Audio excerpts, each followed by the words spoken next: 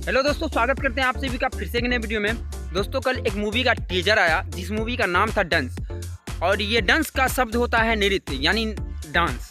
और ये मूवी काफ़ी एक्साइटेड था, काफ़ी एक्शन से भरपूर कॉमेडी ड्रामा और सब सस्पेंस था। ये मूवी का सिर्फ टीजर आया था, क्योंकि टीजर हम उसे कहते हैं जो 1 से 1.5 मिनट का होता है और ट्रेलर हम उसे कहते हैं जो 4 साढ़े 4 मिनट का होता है। तो दोस्तों, इस मूवी का कल टीजर आया था ग्लोबल म्यूजिक जंक्शन पर, जो खेसारी लाल यादव का था, अपने global star trending star superstar Khesari Lal Yadav का था।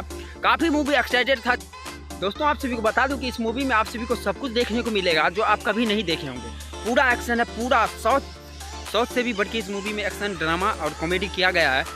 और आप सभी को बता दूं, इस मूवी का डायरेक्टर सुधीर सिंह है। और इस मूवी में आप सभी को लीड रोल में खेसारी लाल यादव दिखेंगे, जो कि खेसारी लाल यादव का ही डांस मूवी है।